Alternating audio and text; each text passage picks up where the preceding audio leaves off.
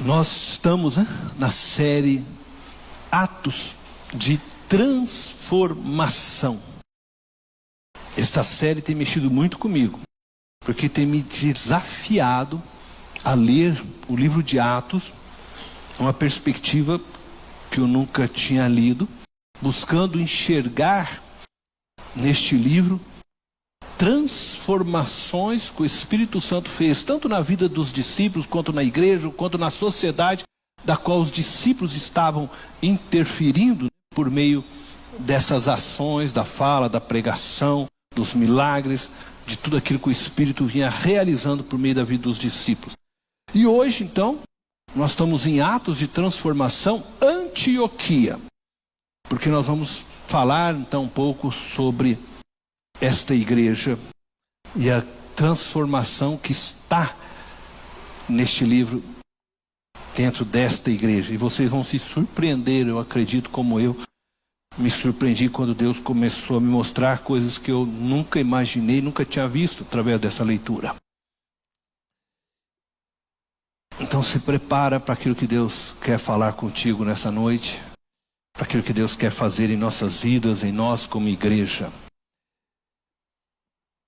Antes de mergulharmos em nosso texto, eu quero fazer aqui uma retrospectiva rápida, dos acontecimentos descritos por Lucas, desde a morte de Estevão. Então nós vamos retornar nessa retrospectiva ao capítulo 7.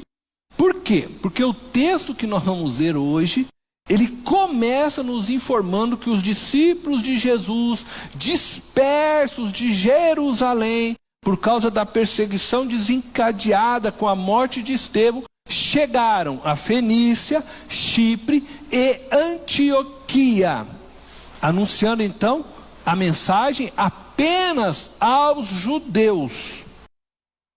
Mas logo no próximo verso nós vamos perceber que o texto irá nos mostrar que o evangelho de Jesus começa a ser pregado também aos gregos, querendo dizer que os não-judeus também começaram a receber o evangelho. Gentios começaram a receber o evangelho. Então eu quero só fazer essa retrospectiva para a gente chegar no nosso texto. Então preste muita atenção, por favor, nessa retrospectiva, para te ajudar a compreender quando nós entrarmos em nosso texto. Em Atos, capítulo 7, nós temos a narrativa da morte de Estevão.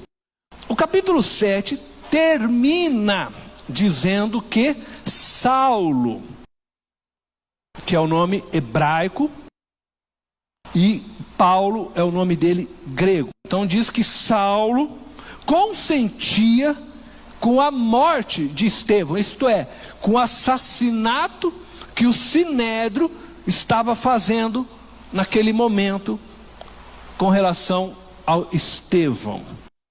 Em Atos 8, Lucas nos informa que a igreja, que até então ela estava concentrada unicamente em Jerusalém, se dispersou pelas regiões da Judéia e Samaria devido à perseguição. O evangelho de Cristo ainda estava sendo pregado unicamente aos judeus. Contudo, Lucas, no capítulo 8, ele nos mostra que um etíope, um homem eunuco, recebeu o evangelho de Cristo e foi batizado. Este etíope era alguém importante, de posses, pois ele tinha em suas mãos um rolo do livro de Isaías. Naqueles dias, não era qualquer um que podia adquirir um livro, ter um rolo de um livro em suas mãos, pois estes não eram feitos como em nossos dias, que fazem nessas grandes editoras gráficas que imprimem, um monte de livros, tornando eles baratos. Não era dessa forma, feito em grandes quantidades. Era algo artesanal. E não era qualquer um que podia pagar para aqueles homens fazerem isso. Demorava tempo para você fazer um rolo como este. O fato deste etíope ter este livro nos mostra que ele possivelmente era um admirador ou talvez até um seguidor do judaísmo. Entretanto, o evangelho de Cristo ainda continuava concentrado na pregação aos judeus. Mas Lucas já insere que já chegou o evangelho até um etíope, alguém que não era um judeu. Mas o evangelho, ele continua depois falando que continuava ainda concentrado na pregação aos judeus. Desta pregação de Filipe a um gentil, um etíope, alguém que não era um judeu, Lucas faz a ponte para o capítulo 9, onde então ele apresenta a conversão de Paulo, que se tornará o apóstolo dos gentios. Ainda no capítulo 9, Lucas deixa por um pouco a história de Paulo, que havia retornado então para Tarso, e ele exalta, ele dá ênfase ao ministério de Pedro, a fim de ressaltar a sua liderança e autoridade apostólica através de 2 grandes milagres ocorridos em Lida e um milagre ocorrido na cidade de Jope. Lucas faz isto para mostrar que o grande apóstolo Pedro, autoridade sobre os demais, alguém que havia ganho uma proeminência sobre os demais, também pregou aos gentios. Ele está preparando nós para entrarmos na história do capítulo 10, onde Pedro vai pregar o evangelho ao Cornélio. Então no capítulo 10, o autor do livro de Atos narra essa experiência de Pedro com um centurião romano. Você veja então que ele quer mostrar que aos poucos o evangelho vai saindo da mão dos judeus. Então agora Pedro está pregando na casa de um gentil, um centurião romano, um homem temente a Deus. Ele não era religioso, era um homem temente a Deus, cuja esmolas, orações eram ouvidas por Deus e agradava a Deus. E é muito claro que Jesus nos ensina que Deus não se agrada da oração dos religiosos, mas esse homem havia sinceridade no coração dele, e a Bíblia não chama qualquer um de temente a Deus. Esse homem era temente a Deus, temia ao Deus que era Pai de nosso Senhor Jesus Cristo. Mas Cornélio ainda não conhecia profundamente a respeito da manifestação de Jesus e de sua obra na cruz.